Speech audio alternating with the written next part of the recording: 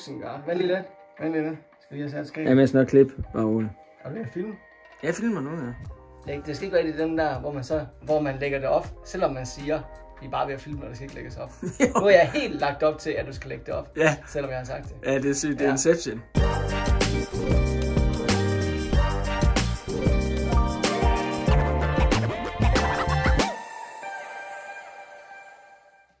Men vi er lige ved at lægge en plan nu. Første ting er at nå til det sted der, som er K's briketfabrik. Tørvet. Ja. Tørvefabrik. Og der, det er Øksengård. Der skal vi så finde til. Så det er fedt. Og vi må ikke bruge telefoner, udover til at filme, eller til at tage vigtige kapitalkald. Ja, vi skal tjene penge til den tur her. Det bliver meget dyrt. Det skal finansieres. Yes. Og vi har pakket lige nede på i hvert fald 2-3 kilo, tror jeg. Okay, måske lidt mere, men vi har faktisk ikke meget med. Ja, jeg har 3 kilo bare i lokumspapir. Kommer her. Står han lige og smukkeserer sig i min smukke bil. Det er meget godt, jeg skal have fjernet mine øjenlåg, hva? Eller reduceret dem. Jeg tror, du skal overveje at fjerne bare noget helt andet sigt i det. Det var så min storebror. Og jeg skal nok lige sige, vi har ingen telefon, det kan jeg ikke huske, om jeg har sagt. Ikke ud over den, du filmer med. Og det har jeg sagt, det var det med kapital, det var der, jeg var sjov. Okay. Det er virkelig en outdoor-tur af den anden verden her. Vi er ikke kommet ud af Aalborg endnu. Til gengæld så får vi en outdoor-menu. Så kom regnen i K's, og nu skal vi ud og se den der briketfabrik.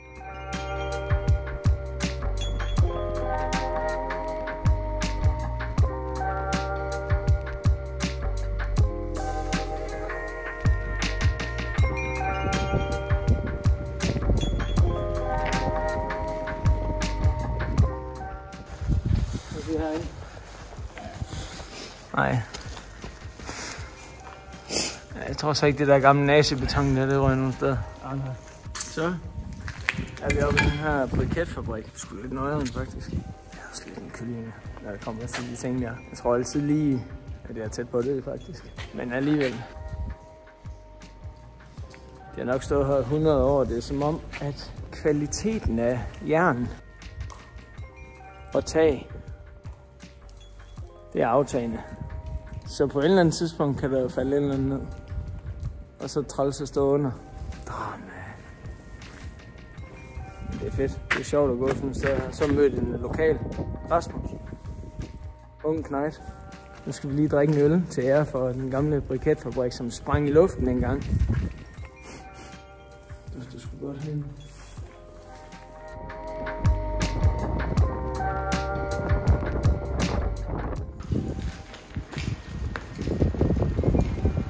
Et lille bidet her. Det hedder ikke et bidet. Et lille das. Hvis man lige skulle smide en briket. Prøv lige at åbne sådan en låg der, det kan man så ikke.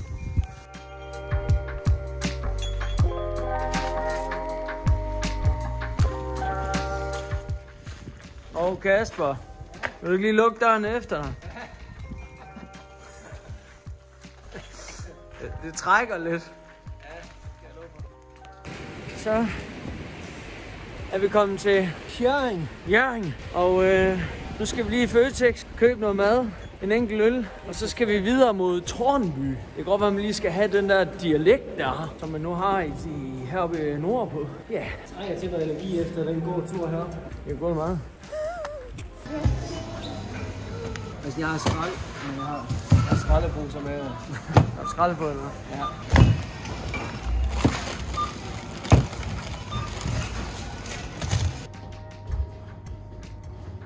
Så er der ølpause, Christian. Skål. Ja. Skål.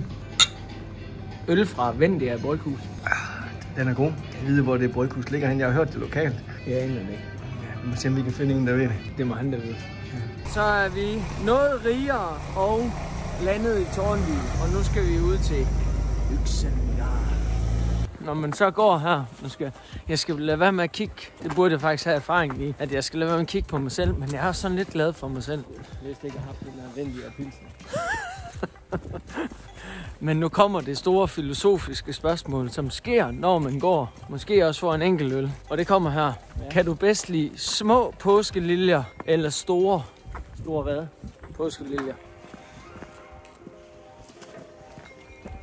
Ej, de store nu er også meget flot, der kommer der.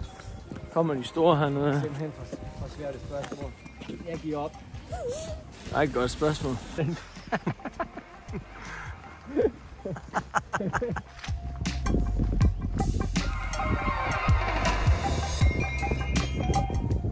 Det er altså en syg motorsav, det der, det er.